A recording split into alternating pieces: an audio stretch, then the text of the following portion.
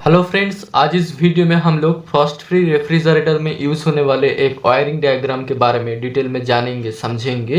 ये जो wiring diagram देख रहे हैं, ये जो सर्किट है, इस सर्किट का नेम है RACS circuit, resistance start capacitor run motor circuit. ठीक है, इस सर्किट कैसे काम करता है इस वीडियो में हम लोग डिटेल में जानेंगे। उसके बाद कुछ फॉल्ट्स बताऊँगा, जो फॉल्ट्स आपको हमेशा देखने को मिलता है। अब किसी भी फ्रॉस्ट फ्री रेफ्रिजरेटर में इलेक्ट्रिकल फॉल्ट्स को आसानी से पकड़ पाएंगे और उसे तुरंत चुटकियों में से ठीक कर पाएंगे, रिपेयर कर पाएंगे। तो सबसे पहले कूलिंग साइकिल में यूज होने वाले इलेक्ट्रिकल कंपोनेंट्स के बारे में जान लेते हैं। तो फर्स्ट ऑफ ऑल आता है थर्मोस्टेट स्विच, यानी कि टेम्परेचर कंट्रोल डिवाइस। उसके बाद आता है PTCR रिले, यहाँ पे रान कैपेसिटर इस्तेमाल किया जा रहा है। ओवरलोड प्रोटेक्टर, यहाँ पे सील टाइप हार्मेटिक कंप्रेसर, और फ्रीजर कंपार्टमेंट में एयर सर्कुलेशन के लिए यहाँ पे इवापोरेटर फैन इस्तेमाल किया जा रहा है। तो यही सब इलेक्ट्रिकल कंपोनेंट्स कूलिंग साइकिल के लिए इस्तेमाल किया जाता है। अब डिफ्रॉस्ट साइकिल के लिए जो कंपोनेंट्स इस्तेमाल किया जाता है उसके बारे में बात कर लेते हैं। तो फर्स्ट ऑफ ऑल आता है डिफ्रॉस्ट टाइमर, ठीक है। उसके बाद आता है डिफ्रॉस्ट थर्मोस्टेट, इसे बाईमेटल के नाम से भी जाना जाता है। ये जो डिफ्रॉस्ट थर्मोस्टेट है ये -5 डिग्री सेल्सियस टेम्परेचर में कार्ड होता है और 12 डिग्री सेल्सियस में कार्ड आउट होता है, ठीक है जी। उसके बाद आता है थर्मल फ्यूज, इसे 70 डिग्री फ्यूज के नाम से भी जाना जाता है, 70 डिग्री सेल्सियस फ्यूज के नाम से भी जाना जाता है, ठीक है। तो इस 70 degree temperature, 70 degree Celsius temperature ही सहन कर पाता है। इससे ज़्यादा दे दोगे तो ये बर्न हो जाएगा, ठीक है, और सर्किट को बचा लेगा। उसके बाद आता है डिफ्रॉस्ट हीटर, ठीक है। हीटिंग साइकिल के अंदर यही मेन पार्ट होता है डिफ्रॉस्ट हीटर। कूलिंग साइकिल के अंदर मेन पार्ट आता है कंप्रेसर, ठीक है। तो चलिए आप वायरिंग कैसे काम करते इसी के बारे में हम लोग डिस्कस कर लेते हैं। तो सर्किट को चलाने के लिए फेज और न्यूट्रल की ज़रूरत है, और अर्थिंग जो है ये ह्यूमन सेफ्टी के लिए, ठीक है। और यहाँ पे डोर स्विच, कैबिनेट लैम्प, ये दोनों बेसिक इलेक्ट्रिकल कंपोनेंट्स हैं। मतलब चाहे हीटिंग साइकिल में हो या कूलिंग साइकिल में हो, यही दोनों कंपोनेंट्स में हमेशा ही लाइन रहता है, ठीक है। तो कूलिंग साइकिल का वायरिंग डायग्राम सबसे पहले जान लेते हैं। तो 3 पिन प्लग के राइट हैंड साइड से फेज निकलेगा, लेफ्ट हैंड साइड से न्यूट्रल निकलेगा। तो लाइव आएगा थर्मोस्टेट स्विच के इनपुट टर्मिनल पॉइंट में, उसके बाद आउटपुट निकल के जाएगा डिफ्रॉस्ट टाइमर के 3 नंबर टर्मिनल पॉइंट में, ठीक है। 3 नंबर टर्मिनल पॉइंट में लाइव यानी फेज इनपुट करेगा, इंटर करेगा, ठीक है। तो ये डिफ्रॉस्ट टाइमर के अंदर एक टाइमर कॉइल है, ठीक है। घड़ी के अंदर जैसे टाइमिंग सुई घूमता है, ठीक है, तो वही टाइमिंग सुई को घुमाने के लिए एक कॉइल भी होता है, ठीक है। रोटर को घुमाने के लिए स्टेटर की ज़रूरत होता है, इसीलिए इसके अंदर भी एक कॉइल है। तो कॉइल देखा जाए 3 से फेज ले लेता है, और कॉइल को चलाने के लिए न्यूट्रल भी चाहिए। तो न्यूट्रल कहाँ से लेगा? यहाँ से न्यूट्रल आता है, ठीक है। और यही हीटर थ्रू जाता है, थर्मल फ्यूज थ्रू जाता है, और यहाँ से 1 नंबर में न्यूट्रल पा जाता है। तो यहाँ पे सर्किट कंप्लीट हो रहा है डिफ्रॉस्ट टाइमर कॉइल की, ठीक है। 3 नंबर से फेज ले रहा है और 1 नंबर से न्यूट्रल ले रहा है। तो टाइमर घूमना शुरू हो जाएगा, टाइमर का जो रोटर है वो घूमना शुरू हो जाएगा। तो टाइमर घूमेगी, उसके अंदर कुछ गियर है। तो जो 3 नंबर में फेज है, वो 3 नंबर फेज जब 4 नंबर में टच हो जाएगा, ठीक है, हमेशा ही टच करके रहता है, क्योंकि कूलिंग साइकिल सबसे पहले चाहिए, उसके बाद डिफ्रॉस्ट साइकिल चाहिए। क्योंकि जब भी फ्रीजर कंपार्टमेंट के अंदर फर्स्ट जमेगा, उसे पिघलने के लिए डिफ्रॉस्ट साइकिल की ज़रूरत होता है, ठीक है।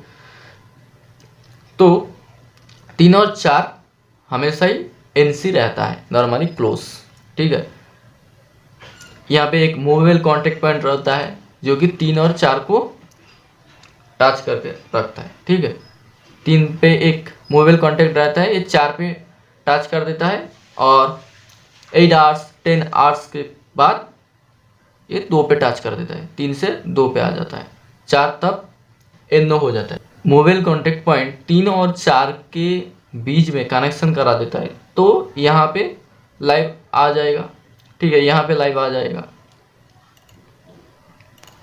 ठीक है, यहाँ पे लाइव आ जाएगा। आप देखिए ये जो PTC रिले है, ये दोनों टर्मिनल पॉइंट आपस वापस से शॉर्ट किए गए हैं और इस साइड में भी ये दोनों टर्मिनल पॉइंट आपस वापस में शॉर्ट किए गए हैं। तो जब यहाँ पे फेज आ रहा है तो यहाँ पे फेज है, तो डायरेक्ट कंप्रेसर के रनिंग वाइंडिंग में फेज चला गया है। ठीक है, तो इस सर्किट का नेम है रेजिस्टेंस स्टार्ट। रेजिस्टेंस से स्टार्ट करना पड़ेगा। तो रेजिस्टेंस कौन सा है? स्टार्टिंग वाइंडिंग जो है ये हाई रेजिस्टेंस है, तो इसी से स्टार्ट करना होगा। स्टार्टिंग टॉर्क की जरूरत है। ठीक है, स्टार्टिंग टॉर्क देने से मोटर रन करेगा। 75% जब मोटर रन करेगा तब स्टार्टिंग वाइंडिंग से, ठीक है, लाइन को डिस्कनेक्ट कर दिया जाएगा, फेज लाइन को। ठीक है, तो देखिए इस PTC रिले के अंदर एक PTC मेटल होता है। ठीक है, जो इस फेज को इस साइड में, ठीक है, पास कराता है। तो जब इस साइड में फेज आ जाता है तो इस टर्मिनल पॉइंट में फेज आ जाता है, तो यहाँ से स्टार्टिंग वाइंडिंग में फेज चला जाता है। तो स्टार्टिंग वाइंडिंग में फेज चला गया और रनिंग वाइंडिंग में भी फेज चला गया। बाकी है कमर में न्यूट्रल। तो देख सकते हो यहाँ से न्यूट्रल आ रहा है, 3 पिन प्लग के लेफ्ट हैंड साइड से न्यूट्रल आ रहा है, आके यहाँ पे OLP के इनपुट टर्मिनल पॉइंट में न्यूट्रल एंटर कर रहा है और आउटपुट से न्यूट्रल आउटपुट होके यहाँ पे एंटर कर रहा है। यानी कि कंप्रेसर को न्यूट्रल और फेज मिल गया। ठीक है, यहाँ पे रनिंग वाइंडिंग में फेज मिल गया, स्टार्टिंग वाइंडिंग में फेज मिल गया। तो ये स्टार्टिंग टॉर्क दे देगा स्टार्टिंग वाइंडिंग। तब 75% जब रन कर लेगा तो क्या होगा, ये जो PTC मेटल है, PTC मेटल से हाई करंट पास होता है, तो क्या होगा, हाई करंट पास होने से एक हीट प्रोड्यूस होगा। ठीक है, तो जब हीट प्रोड्यूस होगा PTC मेटल का टेम्परेचर भी इंक्रीज हो जाएगा। तो जब टेम्परेचर इंक्रीज हो जाएगा तो क्या होगा, एक रेजिस्टेंस भी आ जाएगा। हाई रेजिस्टेंस होने से क्या होता है, लाइफ यानी फेज इस साइड से इस साइड में नहीं आएगा, PTC मेटल बीच में रेजिस्टेंस हो जाएगा। ठीक है, नहीं आएगा यहाँ। तो स्टार्टिंग वाइंडिंग में फेज अब नहीं जा रहा है। तो कंप्रेसर के जो रोटर है, ठीक है, कंप्रेसर मोटर के जो रोटर है, वही रोटर को कंटिन्यूअसली रन करने के लिए एक कैपेसिटी चाहिए। ठीक है, एक कैपेसिटी चाहिए कंटिन्यूअसली रन करने, क्योंकि ये हेवी लोड में है, कंटिन्यूअसली रन कराने की ज़रूरत है। तो इसके लिए एक कैपेसिटर के अरेंज किया गया है, रन कैपेसिटर। इसके लिए इसका नाम है RSCR, रेजिस्टेंस स्टार्ट, क्योंकि स्टार्टिंग वाइंडिंग का जो रेजिस्टेंस है ये बहुत ज़्यादा है। ठीक है, तो स्टार्टिंग वाइंडिंग थ्रू स्टार्ट हो रहा है, मतलब रेजिस्टेंस से स्टार्ट हो रहा है। कैपेसिटर रन मतलब कंटिन्यूअसली रन करने के लिए एक कैपेसिटी चाहिए, तो इसके लिए रनिंग कैपेसिटर का इस्तेमाल किया जा रहा है। तो ये कैसे काम करते हैं देखिए।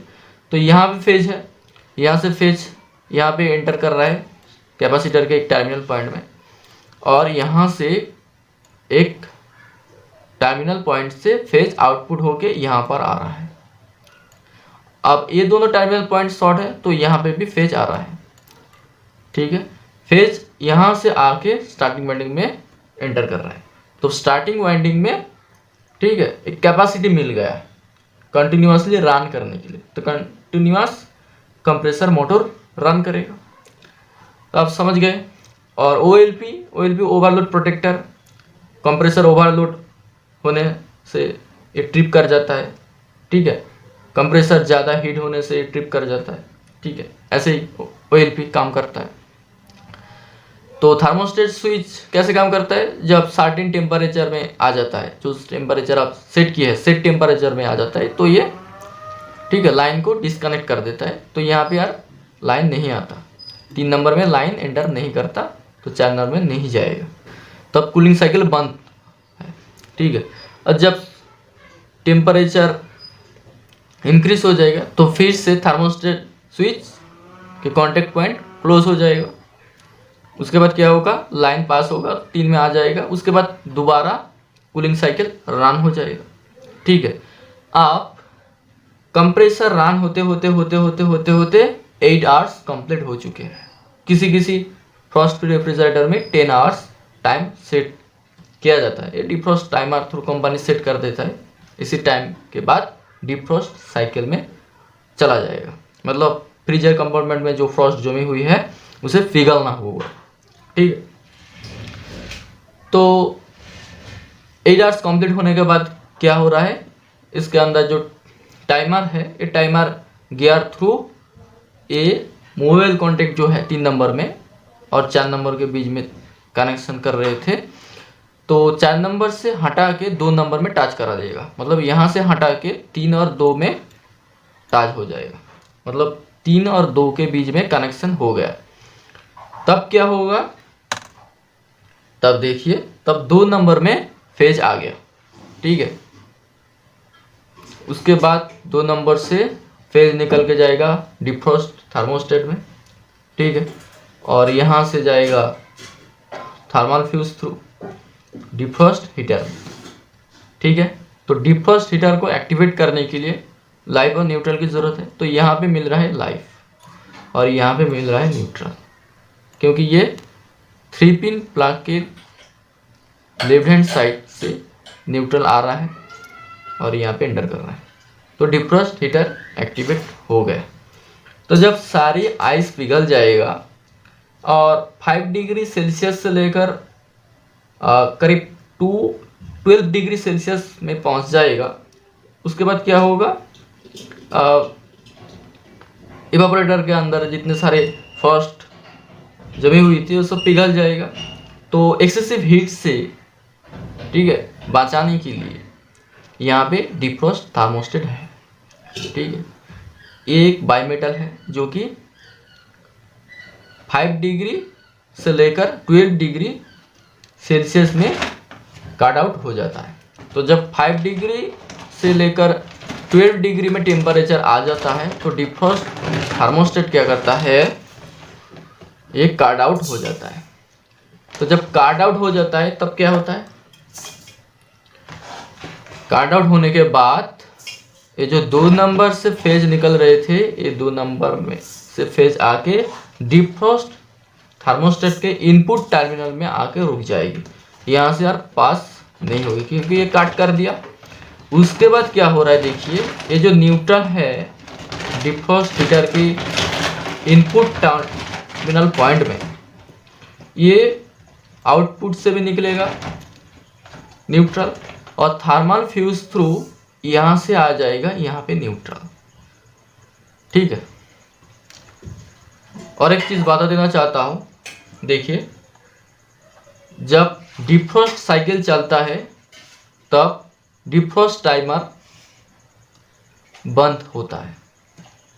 देखिए, 3 नंबर से टाइमर कॉइल के एक एज कनेक्शन हुआ है और दूसरे एज 1 नंबर में कनेक्शन हुआ है। तो जब 2 नंबर में फेज आ रहे हैं डिफ्रॉस्ट थर्मोस्टेट में, तो यहाँ पे भी फेज आ रहा है 1 नंबर में। तो दोनों एज में दोनों फेज आने के बावजूद डिफ्रॉस्ट टाइमर चल नहीं पा रहा है, क्योंकि इसे रिटर्न पाथ की आवश्यकता है, वो तो नहीं मिल रहा है, तो कैसे चलेगा। ठीक है, तो ये चलेगा नहीं, डिफ्रॉस्ट टाइमर बंद हो जाएगा। अब क्या हो रहा है, जब डिफ्रॉस्ट थर्मोस्टेट यानी बाईमेटल कट आउट हो जाता है तो यहाँ पे फेज आके अटक जा रहा है और क्या हो रहा है, यहाँ से न्यूट्रल आ रहा है और यहाँ से न्यूट्रल आके 1 नंबर में आ जा रहा है। तो एक एज में फेज मिल रहा है और दूसरी एज में न्यूट्रल मिल रहा है, यानी कि डिफ्रॉस्ट टाइमर आप एक्टिवेट हो जाएगा। एक्टिवेट हो चुके हैं। उसके बाद क्या होगा, लगभग 14 मिनट के बाद, क्योंकि एवापोरेटर हीट में है, उसे इक्वलाइज होना होगा, थोड़ी हीट, ठीक है, घटाना होगा।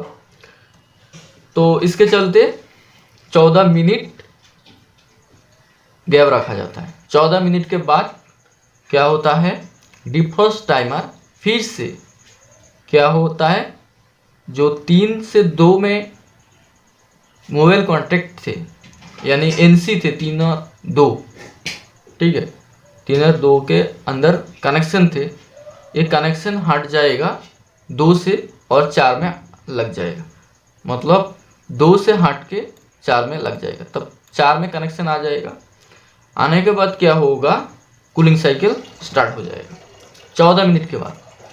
तो कूलिंग साइकिल जब चालू हो जाएगा और जब -5 डिग्री सेल्सियस में चला जाएगा तो डिफ्रॉस्ट थर्मोस्टेट फिर से काट इन हो जाएगा, क्योंकि ये -5 डिग्री सेल्सियस में -5 डिग्री सेल्सियस में काट इन होता है और +12 डिग्री सेल्सियस, या ये कह सकते हो 5 डिग्री सेल्सियस से लेकर, ठीक है, 5 डिग्री सेल्सियस से लेकर 12 डिग्री सेल्सियस के अंदर एक काट आउट हो जाता है और -5 डिग्री सेल्सियस में ये काट इन हो जाता है।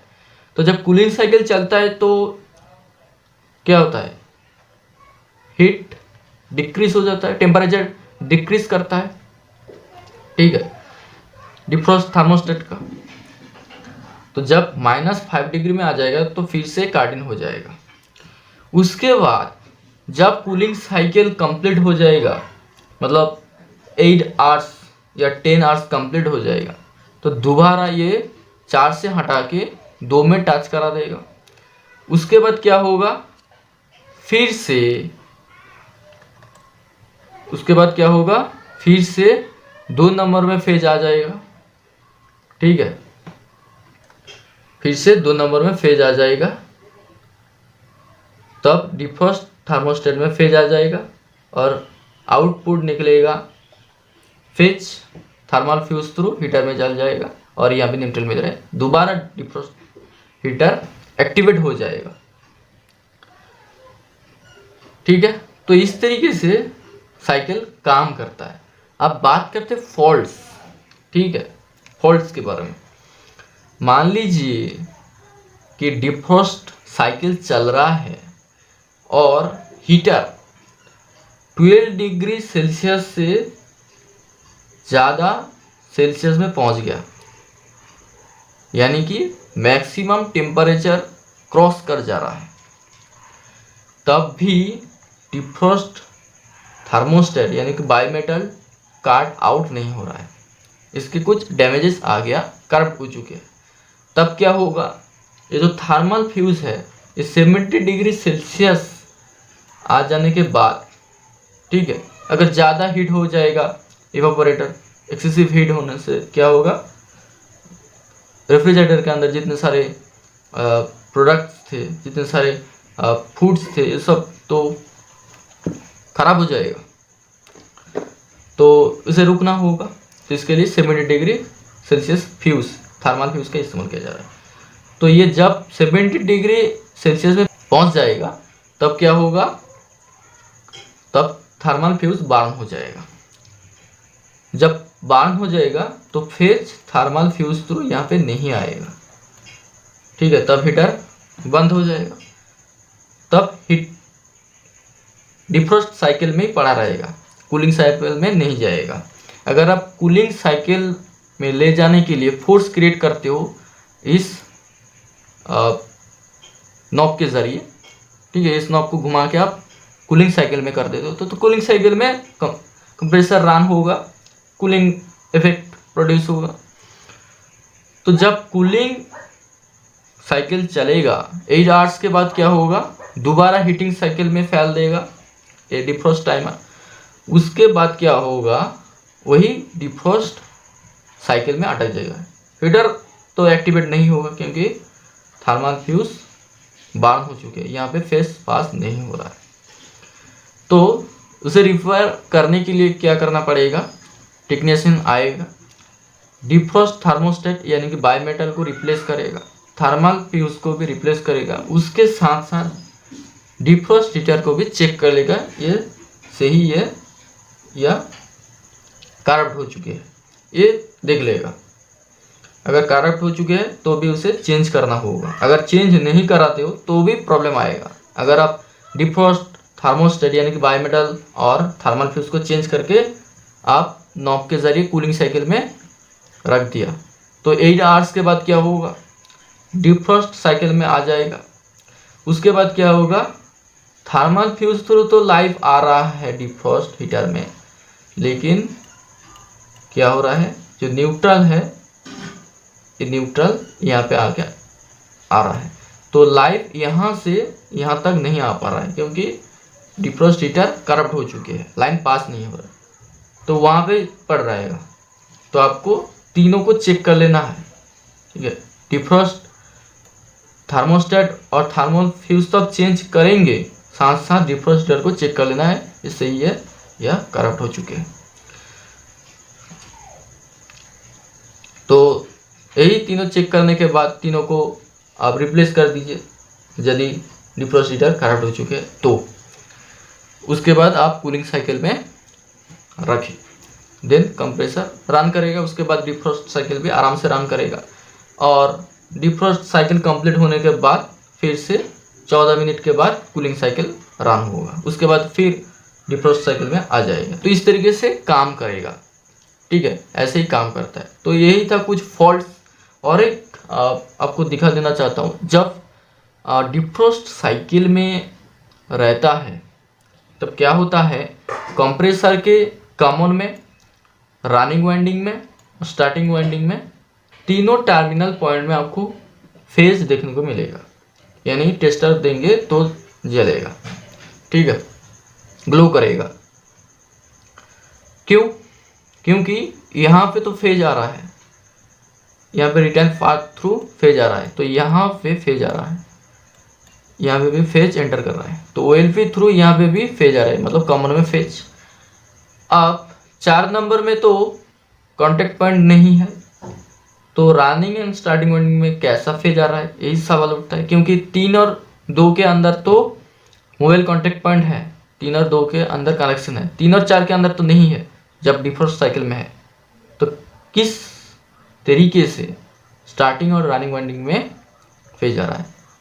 सेम चीज़ इवापोरेटर फैन में देख सकते हो, एक न्यूट्रल एंटर कर रहा है तो ही न्यूट्रल थ्रू लाइव आएगा और यहाँ से लाइव आएगा। 4 में भी आपको फेज देखने को मिलेगा और यहाँ पे फेज आ रहा है। तो देखिए यहाँ पे जब फेज आ रहा है तो रनिंग एंड स्टार्टिंग वाइंडिंग में फेज आ रहा है, कॉमन में फेज आ रहा है। कंप्रेसर नहीं चलेगा क्योंकि कंप्रेसर को रिटर्न पाथ की आवश्यकता है, न्यूट्रल की आवश्यकता है, लेकिन तीनों टर्मिनल पॉइंट में फेज होने के बावजूद कंप्रेसर रन नहीं करेगा, ठीक है। तो यही आपको देखने को मिलेगा कि तीनों टर्मिनल पॉइंट में फेज है। आप घबराए मत कि कोई शॉर्ट सर्किट तो नहीं हो गया, तो ऐसा बिल्कुल भी नहीं है, ठीक है। सर्किट इस तरीके से कुछ काम करता है। तो दोस्तों आप समझ गए होंगे फ्रॉस्ट फ्री रेफ्रिजरेटर में ये जो RSCH सर्किट इस्तेमाल किया जा रहा है, या RSCH सर्किट कैसे काम करते हैं, ठीक है। कूलिंग साइकिल और डिफ्रॉस्ट साइकिल कैसे काम करते हैं, क्या क्या आपको रिप्लेस करना पड़ेगा, क्या क्या आपको चेंज करना पड़ेगा, ठीक है। तो आप समझ गए होंगे, मैं उम्मीद करता हूँ आप बिल्कुल समझ गए होंगे।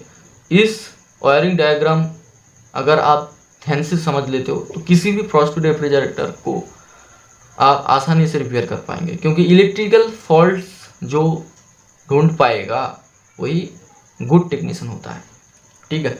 इलेक्ट्रिकल फॉल्ट्स तुरंत आप ढूंढ पाएंगे तो उसे तुरंत ही चुटकियों में से रिपेयर कर पाएंगे। तो उम्मीद करता हूँ इस वीडियो में आपको कुछ सीखने को मिला। तो वीडियो में कुछ नॉलेज मिले तो वीडियो को एक लाइक कर दिए, और चैनल पर नया है तो चैनल को जरूर सब्सक्राइब करके बगल में बेल आइकन को प्रेस कर लीजिए। तो फिलहाल के लिए इतने, मिलते रहूंगा अगले नए वीडियो में। तब तक जय हिंद, वंदे मातरम।